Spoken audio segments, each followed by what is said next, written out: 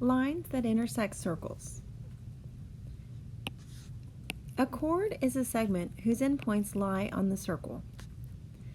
AB and CD are chords. I want you to notice that CD is also a secant if it has the arrows on the end. You see the notation? This is just a little segment. This one has the arrows on the end representing a line. A secant is a line that intersects a circle at 2 points. So we can say CD intersects the circle at 2 points. It is a line, so it has the arrows on the end.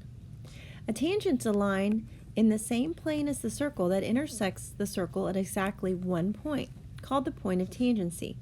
So line L is a tangent line, and point E is the point of tangency. Two coplanar circles that intersect at exactly 1 point are called tangent circles.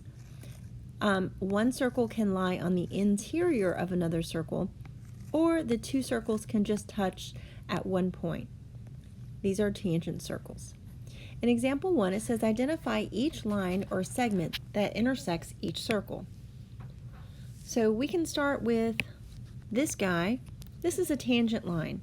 So I'll say that M is equal to a tangent line.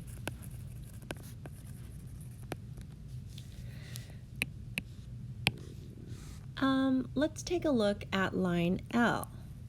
This is a line and it's intersecting the circle twice, so we can say that L is a secant line.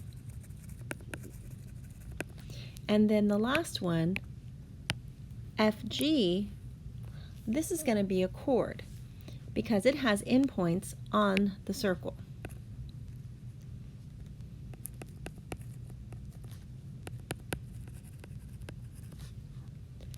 In example 2, we have KJ is a radius.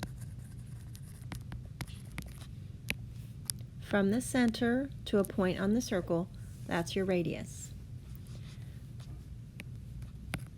LM, this is a secant line.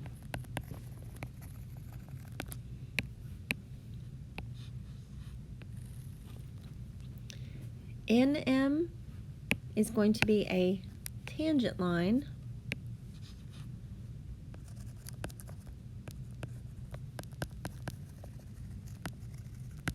And point M is your point of tangency.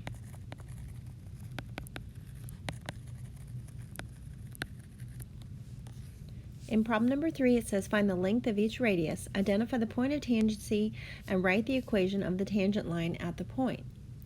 So the radius of circle N from N to a point on the circle is 3 units.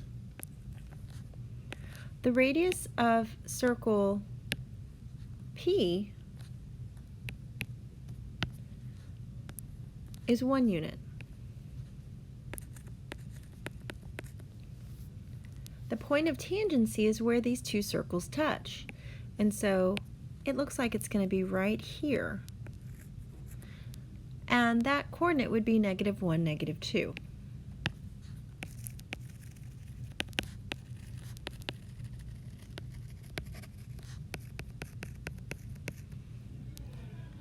The line at that point of tangency would be this horizontal line. A horizontal line has an equation y equals, and in this case it would be y equals -2. In problem number 4,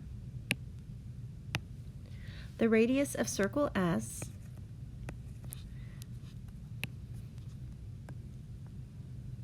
is 4 units. The radius of circle T is 2 units. The point of tangency where these two circles touch is over here, and it looks like that's the point 7, 0.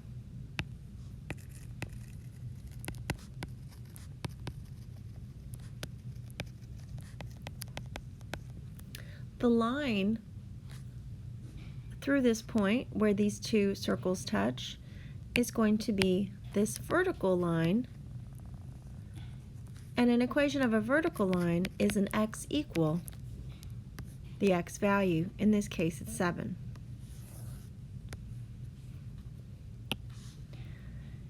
Here's a theorem. It says if two segments are tangent to a circle from the same external point, then the segments are congruent. So we have two tangents, two segments, and they are tangent to the circle from the same external point, and in this case it's point E, then EF and EG are tangent to circle C. The conclusion is that these two segments are equal. They're congruent. So in the figure above, it says EF is equal to 2y.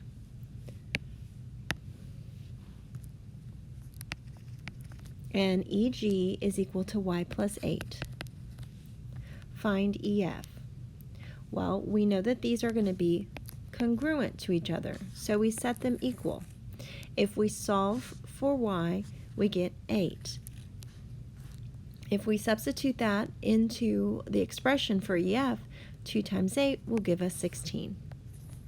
Let's practice this. The segments in each figure are tangent to a circle. Find the lengths. All right, so we know that these are tangent and therefore congruent. So I've got x plus 3 is equal to 2x. If I solve for x is equal to 3.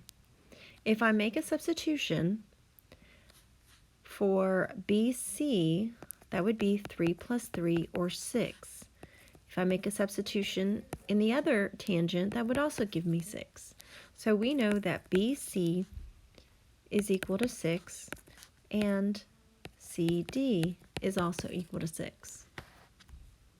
In problem number 6, y plus 6 is equal to 2y minus 2.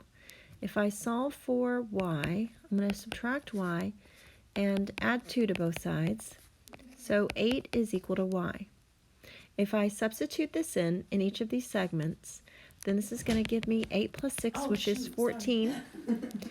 And 2 times 8 minus 2, which is 16 minus 2, which is also 14. So each of these segments is 14 units. MN is equal to 14, and ML is equal to 14.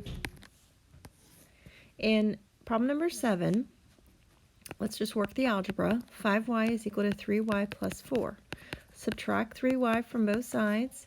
We have 2y is equal to 4, so y is equal to 2.